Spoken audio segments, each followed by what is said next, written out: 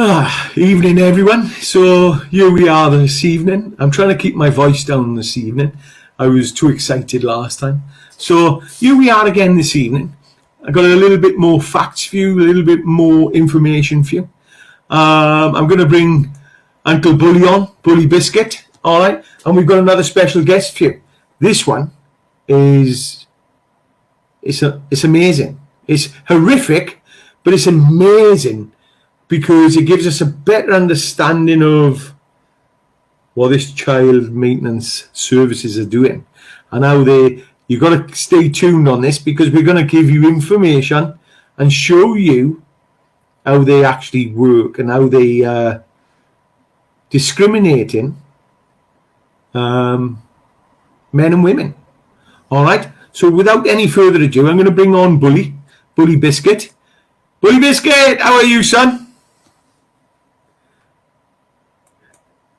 I kept the volume off for purpose then, because I didn't want to hear your voice. Oh, really? So, I thought I did. So, start again, son. How are you, Matt? Not too bad, thank you, Uncle Fester. I'm bloody marvellous, to be honest. So, we done Tony. Actually, we didn't do Tony the other day. We actually done a video with Tony. So, all right. I've got to watch my words. So, Tony was great, mate. And what's your feedback? Well, it's absolutely horrendous what that guy's gone through and how he was treated by the CSA, well, CMS. It just goes to show you how incompetent they are and how out of touch they are with reality. And of course, it's the old, once again, another case of the false accounting by the CSA. Sorry, CMS. Yeah, and I think on that note, we're going to bring our next guest in. Mark, you know Mark better than I do, all right? Mm. Royal Hampshires, 7 years. He's a veteran, all right? And he's been hounded by although he's been paying without any problems, but since 1993 to 2016, even up to today, he's still having hassle and hounded, discrimination. Yeah. And say again? And he's been hounded for more fictitious arrears. They've managed. So, shall we bring him in and let him talk about it? Because you talk about it all day, will you? I know what you were like. So let's bring him in. All right? Bring him in. And Mark said something to me, and I think he's right. And he might pull you up on that mop you've got, but you need to get rid of that mop. Here he is. I don't think so, Uncle Fester. Mark, I got you on. Whoa! I got you on silent. So there you are, Marky boy. Good to meet you. Okay, nice to meet you. How are you, Bat? I'm all right. So, do you want to do a quick introduction to yourself? I'm Mark. I'm 52. I served in the Royal Hampshires for 7 years. Then they amalgamated us with the PWRR, so I came out before that. Yeah. Then CSA got me in 1993 when I came out. Yeah. They left me with £10 in my bank account to last a month. They took £1,300 off me, and they did that for 6 months. What? 6 months? Yeah. And then I managed to speak to the director of Wincanton Transport, who I worked for at the time, Keith House, and he went back. I don't know what he did, but it worked. It then came down to £400 a month. I'm a bit shocked by that, because I read in an article today they're only allowed to take up to 40% of your wages. They've got to leave you with 60%. Not back then. They could take it that he wanted. They've never been able to. They've always supposed to have only been able to take 40%. No. Yeah, but they've done, because we know Craig Trencher. They've done the same with him, didn't they? Yeah, they did. They did. Even Matt, my mate, that committed suicide because of him. He was a sergeant major. He left the army in '93. I can't remember his second name, but he joined Wincanton Transport on the milk tankers, and just about the same time as me when I came out. And he got hounded, and he couldn't take it anymore. He went out on Dartmoor and he gassed himself in his car. So that's another veteran taking their own lives because of the CSA. And that was in the, that was in the 90s. Yeah, 93 that was. Bloody hell. I tell you what. I'm just wish my dad was alive now because he would have remembered him. He remembered his second name because Dad remembered everything. Yeah. But So Mark, since 93, mate, you know, so 93 was, can you give me a bit of background on what happened with the children and stuff like that? Because I know you've got some arrears. Where did these arrears come from? Did they say? Yeah, what it was is I came out of the army in 92. Yeah. Then the CSA caught up with me in 93. Yeah. Because I didn't know much about it, because you know, and then all of a sudden, I got my wage slip off my manager because we used to back then. We never used to get paid in your bank, did it? No. And I looked at my wages and they left me with £10. Yeah. I tell you what. Yeah, and that's like I said, for 6 months. Yeah. It got brought down, but my wife left me 2 months after I left the army. I came home one night. I was tramping to Bristol. Yeah. I came home one night and she'd gone and left my video and my videos like I used to have back then in the middle of the floor and took the lot and gone. So cleared you out. Yeah. left you the videos. I know I'm laughing, but I tell you what, Pat. Cleared the bank account out as well. My bonus from the army she took. You were. Yeah. So, and then all of a sudden, CSA are on you, and well, they were on my case. They were on my case about 6 weeks after she'd left, but I agreed that I wanted to pay by DEO. Yeah. I didn't have to worry about my wages. You know, I knew it was paid, and then they come back to me like they have now and said I was in arrears. Yeah. But it didn't work out that way. In the end, it went on and on and on until obviously Keith House got involved, and in the end, they compulsory put the DEO on me because they said I wasn't paying, but I was. So that went on for till I met my partner again, which was in 93, and then I had my twin boys in 98. Yeah. I then left her in 2001. Yeah. And I've been with Tracy ever since. And then it went on. They then came back and decided they wanted to do another, obviously, assessment on me. Yeah. Yeah. And they amalgamated my daughter and my son from my first marriage and my twin boys. Yeah. Together, right? Yeah. So that carried on. And then me and Tracy got together. We bought a house together. And they then decided that they were going to put it up, even though I bought my house. So I don't see. This is where I don't understand how it works, Craig, because they seem to be a law to their own. So it certainly seems that way, and MPs are reluctant to challenge them and hold them to account. I'll say I don't know what it's about. I'll say his name. He's a twat. He's a twat. Oh, Gary Streeter. Gary Street is a twat. Yeah, Gary Street. Let's not swear, young man. Let's not swear. Oh, sorry. Yeah. This, I'll take that back. Mr. Gary Streeter. We'll call Mr. Gary Streeter, if you're watching this, or anybody from the it's not CSA anymore. CSA was closed down because the National Auditing Office didn't like the way. Well, what they said was all the arrears which were accumulated usually was because of the IT system and the lack of competence in the staff. So they closed the National Audit. Wait there, buddy. Calm down. National Audit Office closed them down. And we'll show that later on in the writing. Go on, Paul. Have a go. Right. Okay. So regarding this, most of the arrears were created by interim assessments inflated of up to 300%, and that was to frighten people to make contact with them. right? Yeah. I've got that information from oral hearings, the minutes of an oral hearing, and it was Noel Shanahan. It's been said twice, 3 times in Parliament actually, but once in 2011 and once in 2012, where Noel Shanahan, the commissioner for CMEC, he stated in these oral hearings that the arrears have been inflated up to 300%, and Yeah.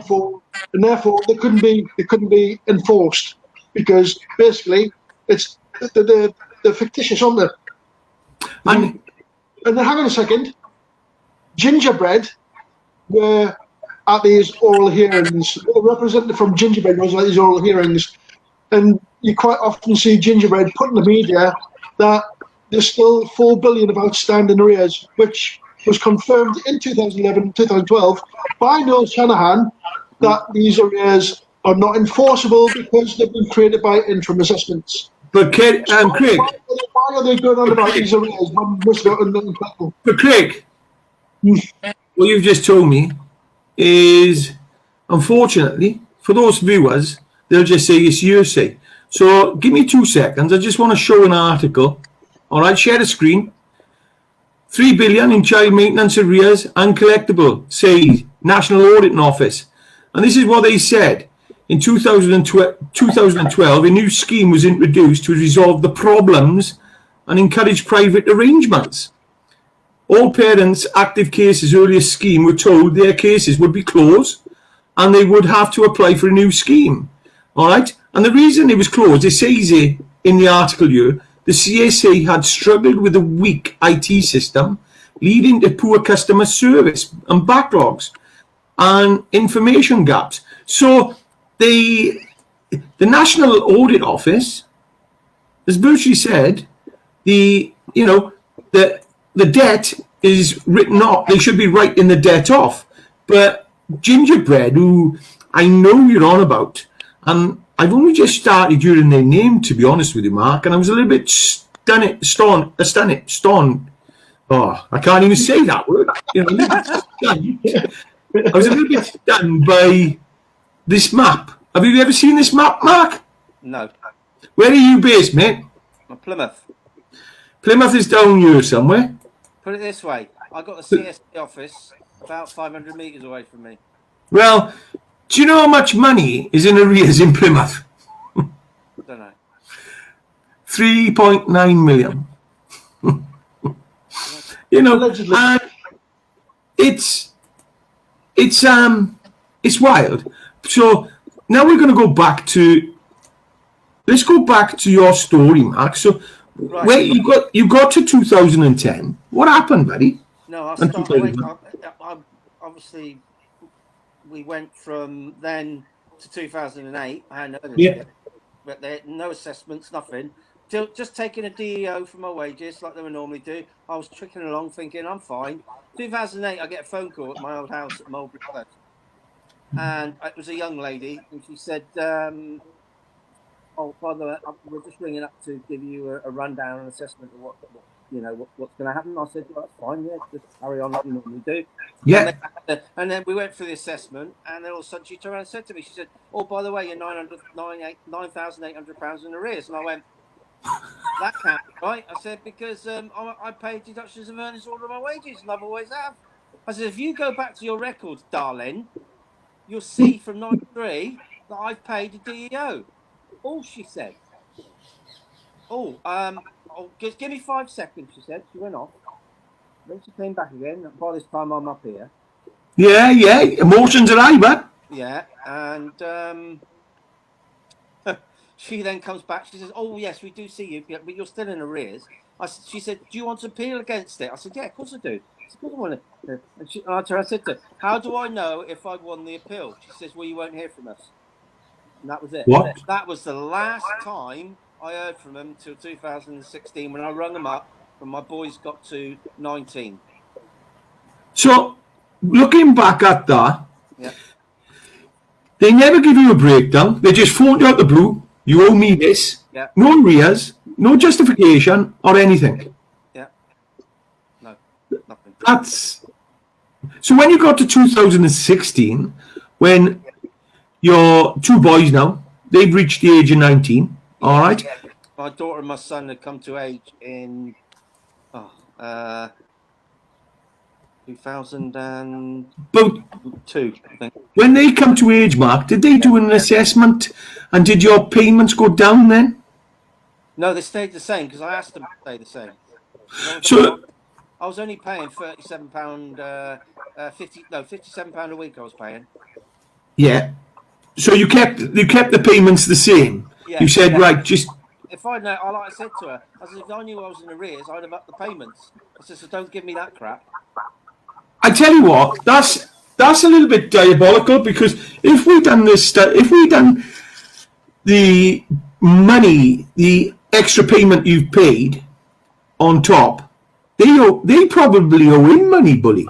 If we assessed it from the day you left your wife, take into circumstances, you only left with videos. Well, me and Tracy worked out what we paid from 93 till 2016. Go on, shock me. £300,000. How much? 300? Nearly £300,000. The mortgage. So, this is what I can't understand is, now, 2016, you phone them up. Yeah. Did you have any surprises? Yeah. I said to him, look, my children are, I wanted to find out if she was still getting child benefit. Yeah. Because she lied before, you see. And so I said, look, I want the case shut down now. I know he's working. I can tell you where he's working. And my other son was working as well. And they're not in further education. I want my case closed down. They went, that's fine, we'll close it down. And then all of a sudden they piped up near at the end and said, oh, by the way, was it 9,800, Craig, wasn't it? Yeah, 9,800 Yeah. arrears. And I thought to myself, what are you on?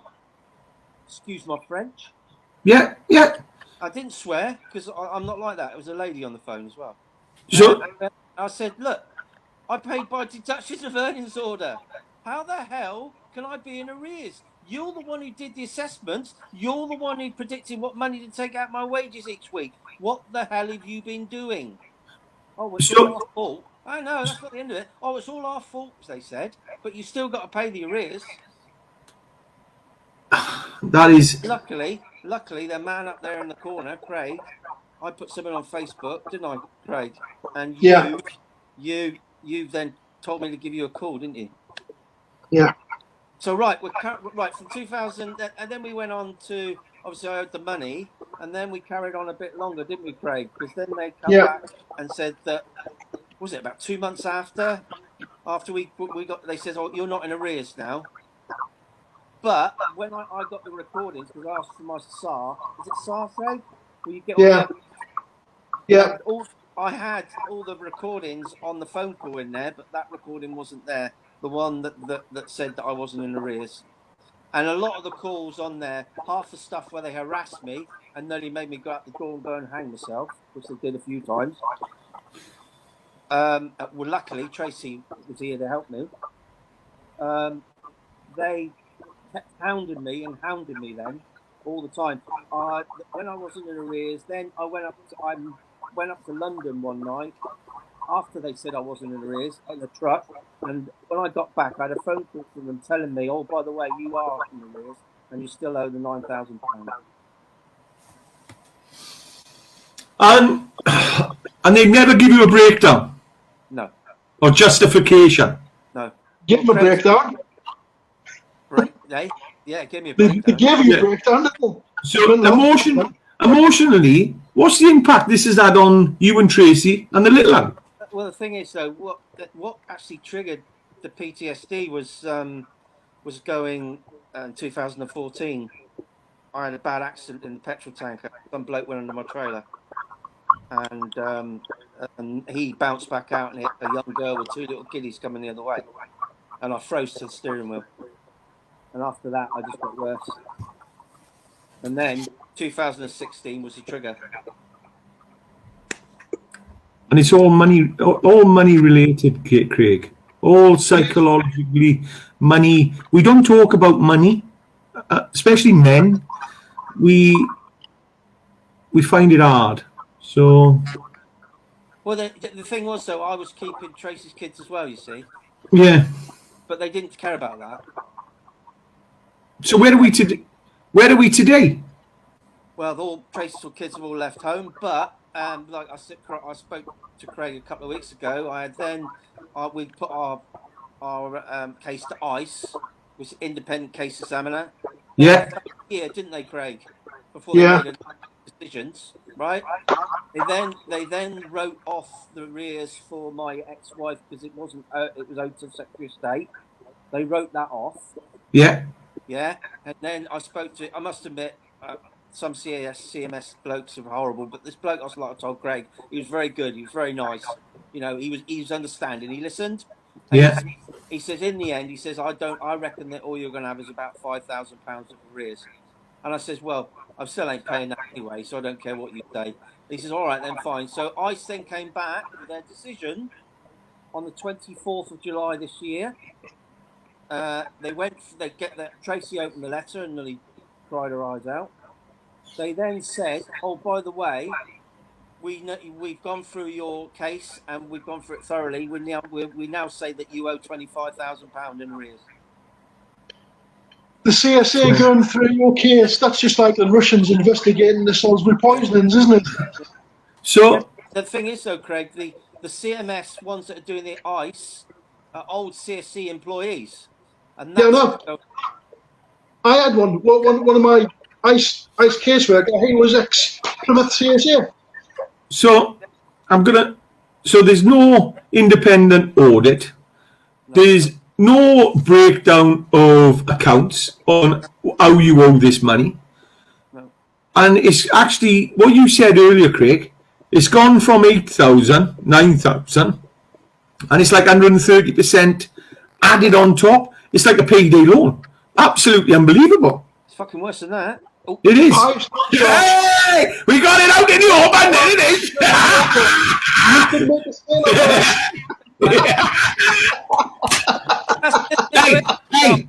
Hey, Marky boy, Marky. Don't worry. Gotta be authentic. Gotta be authentic here, but you know, if you don't swear, there's something bloody wrong. See how I held it in there? I'm not being funny. It's scary, isn't it? Hey. But the thing is, though, what's the worst thing all about it is my partner, because my partner had a brain hemorrhage in 2006, and I nearly lost her. And the thing is, like I've said, Craig knows, it's put a lot of pressure on Tracy. Yeah. And the trouble is, every time that phone rings now, or we get a brown envelope come through the door, Tracy just goes, well, you know.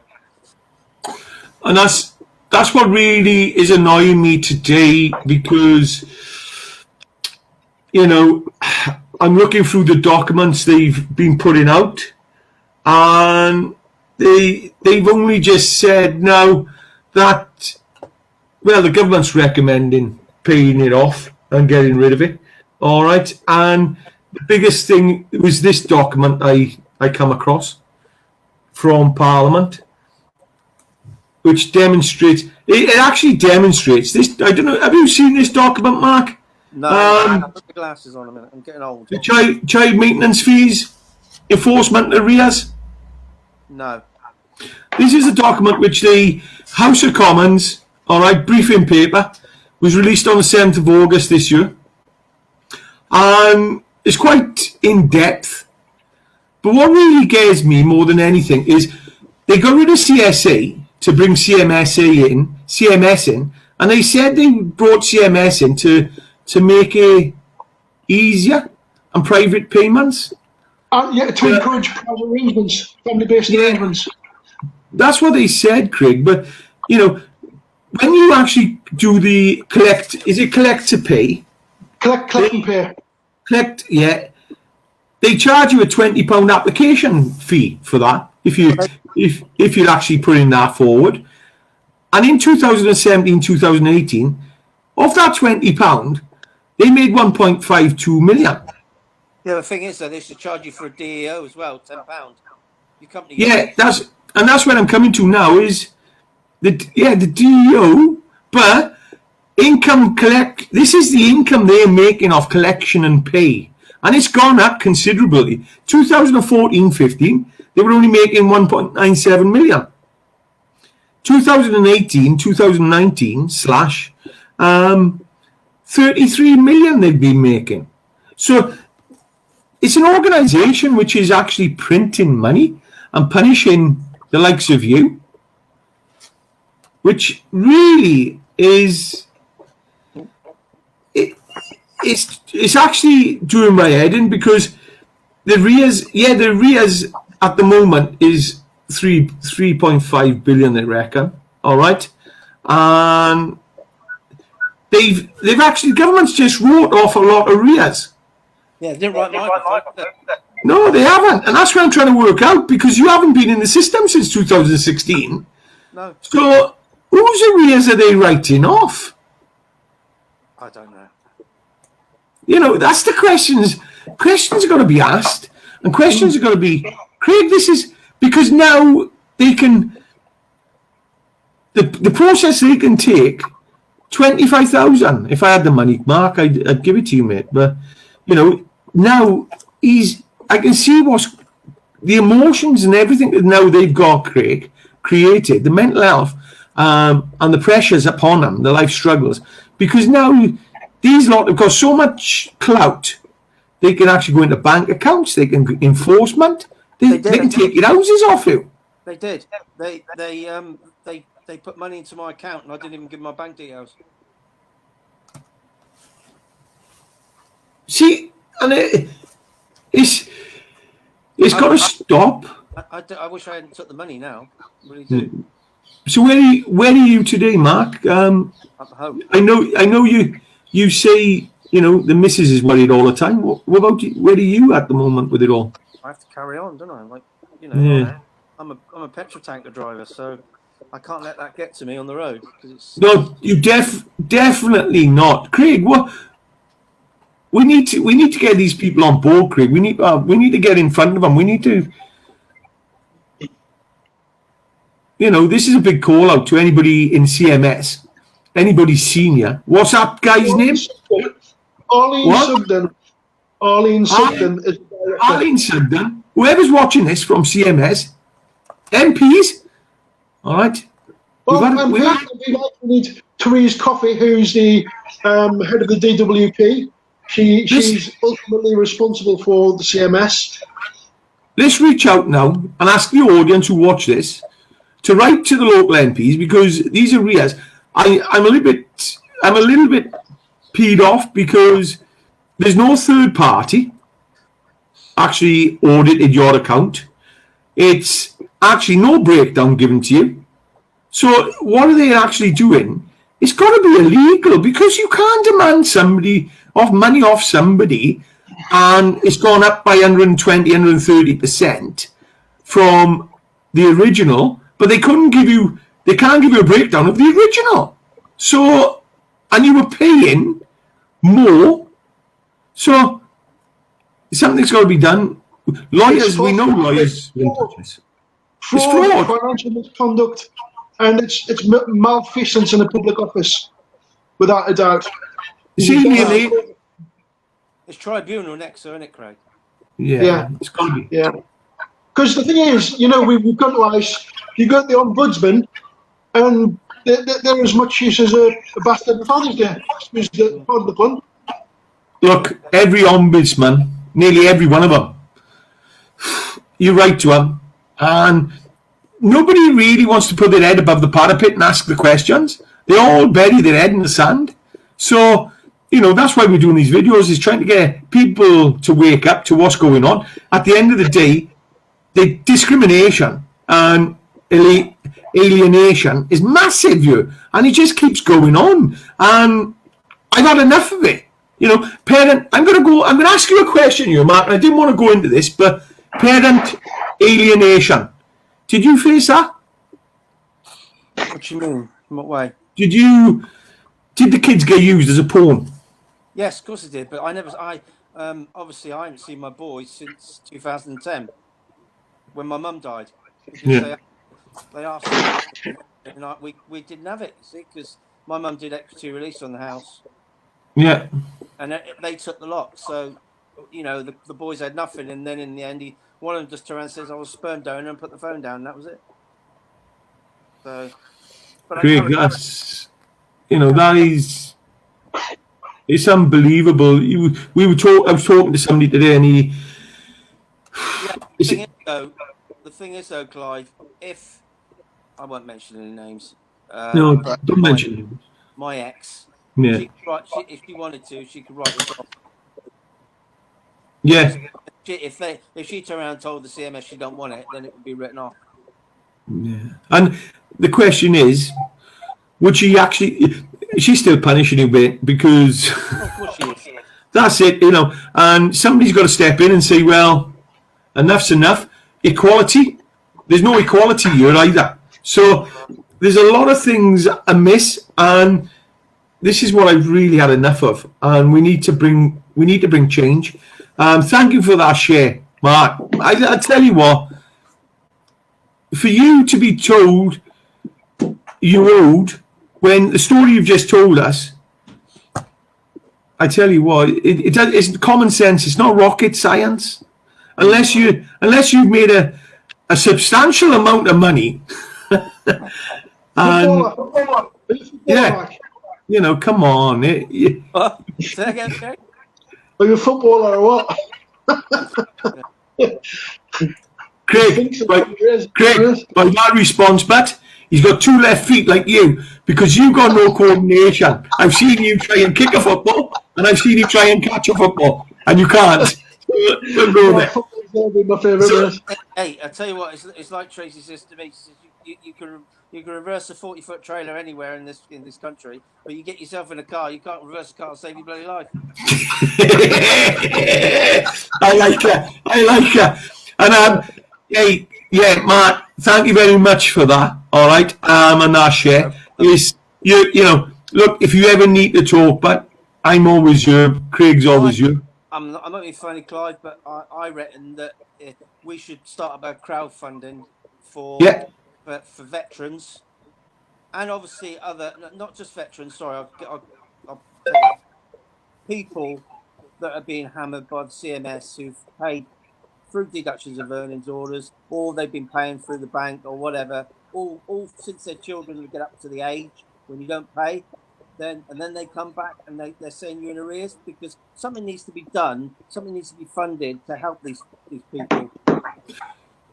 Mark, I think you've hit something there which we are looking at a few things at the moment, and the reason I'm going down a few avenues is because I just don't like the alienation's a big thing I've come across now. All right, Alex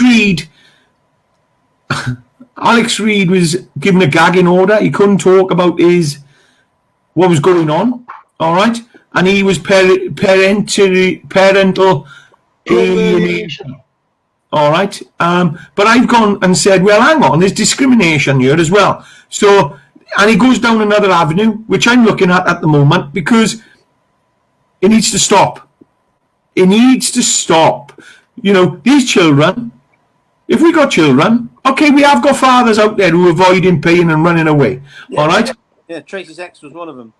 So, but these aren't the people that the CMS go after, or CSA. They've never gone after the low-hanging. They've always gone after the low-hanging fruit, the people who are in private arrangements and have been paying for the kids voluntarily. And they use the harsh enforcement powers, what they have, to go after these, to hammer these people who've been paying. They don't use. Hang on a second, mate. They don't use excessive powers on the people who refuse to pay and who are hiding. Go on, Matt. Or they work for a major company like I do. I won't mention any names of companies, but there are a few in this country, where transport companies especially, who will not stop the DEO. They will put it on anyway. They don't care. So that's where we are, right? And I agree with you 100%. We need to do something. We need to bring something together. We need to get this plan together, and you know, get a little crowdfunding going. Find out how much it's going to cost, and because to be honest with you, civil servants, and the government are not going to do anything because they started the CSA in 2003, 1993, Yeah. 2010 or 2012. They said CSA's, National Office Audit and Office said, that's it, get rid of them. Then they changed it over to CMS. That's all they done was change the branding. The staff are still the same staff. The CEO and the commissioners, they're all entwined. So all these civil servants who get paid big money, that's all they do is get rebranded. The name changes, but they haven't changed, and they're still doing the same. They're still doing the same as they done when they were the CSA. That's why the debt has gone up, and it's not your fault. It's not your fault that the systems they've got are inadequate. It's not your fault that at the end of the day, there's other people they're chasing and they can't answer your questions and they avoid your questions. It's not your fault, it's their fault. So they've got to stop discriminating. You stopped 4 years ago, but you're still being punished. Yeah. I'm going to say something to you which a lot of people are not going to like, but I don't care now because you do murder, you get less time to what you were suffering. All right, and that's fact. It's an emotional drain upon you and your wife now and your family, the family unit, and it still goes on now 4 years after you finish paying because they're saying you owe more, 25,000. Where 26,900. Sorry, 26,000. 900. All right. It's like grabbing a figure from the air. Right, what figure should we go for today? Oh, we'll go for that one. Come on, it doesn't work. The thing is, though, I'm 52 years of age now. I've got less than 11, 12 years till I retire, and now I've got that over my head. It's wrong, but definitely I'm going to take that on board. I'm going to speak to a couple of people I've got in the background. We're ready to fire out on it. We've got some big hitters coming in. We have got some people coming in who we're gonna talk to. All right, we're gonna find out what's really going on. Craig has got a couple of invites. Craig, get your invites out, but everybody, if before you go there, Craig, this is to grandmothers, grandfathers. This is to the mothers, the fathers who are suffering out there. All right, we need you to come on board. We need you to share, and we need you to join us in this fight because it is going to be a fight, and there's no bones about it. We are not going to go in there. We just want to go in. We want to sit down in front of the people, and we're putting an invite out now to MPs. I've already put it out. We've had a good response on that, by the way. So thank you for that. The people know who they are. So celebrities. All right, and Craig, invite a couple of people that we talked about. Let's have Therese Coffey. Who's that? Therese Coffey. She's Secretary of State for the DWP. Okay. Let's get. And we'll have Eileen Sugden. Eileen Sugden. What's Eileen Sugden's position? She's a director of the CMS, the Child Maintenance Group. Okay, as a director, you've got a responsibility to your clients. And I've got a client in front of you. So Eileen Sugden, come and answer some questions. Right, Next. Okay. Next one is Baroness Stedman Scott. She is, now I've got something very interesting here for you, Clive, all right? Yeah. Now then, Will Quince was the Under Secretary of State for the Child Maintenance Service. Yeah. Right? And we were hammering him with, emails and wherever, and, we're informing him that he was actually in breach of the ministerial code.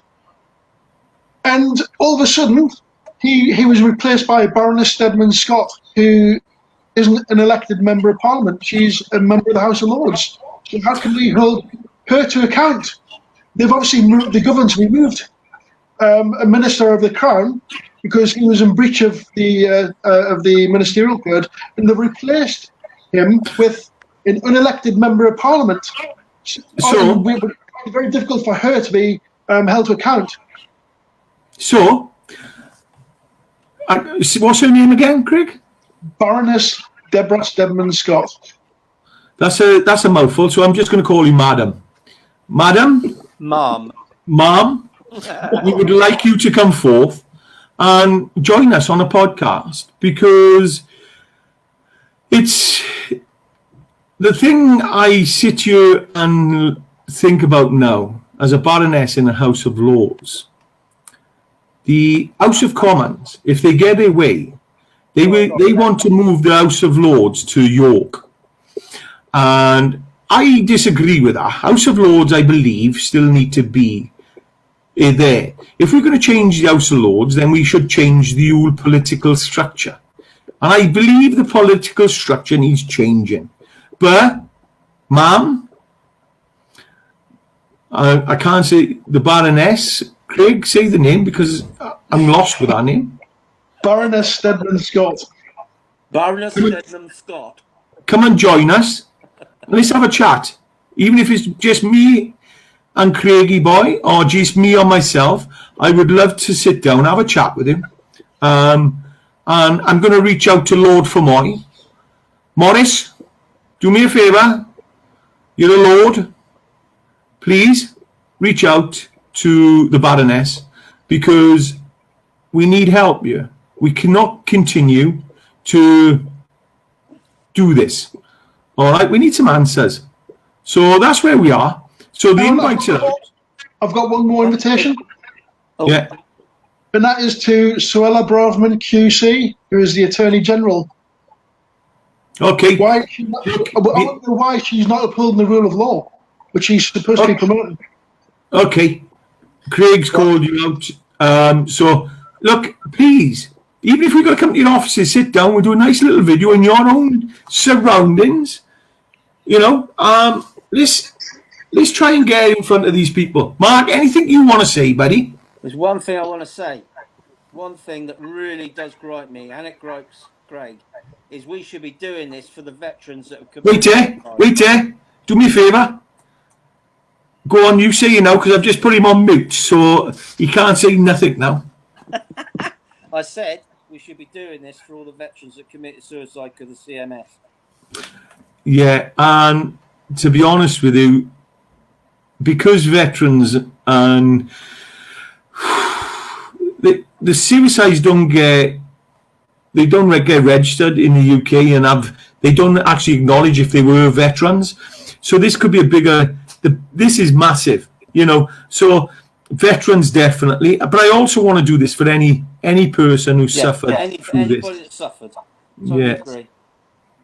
Bully, I can see you waving, mate. All right, we'll wave to you. Back on. All right. So that's where we are. All right. Should we just switch him off? No.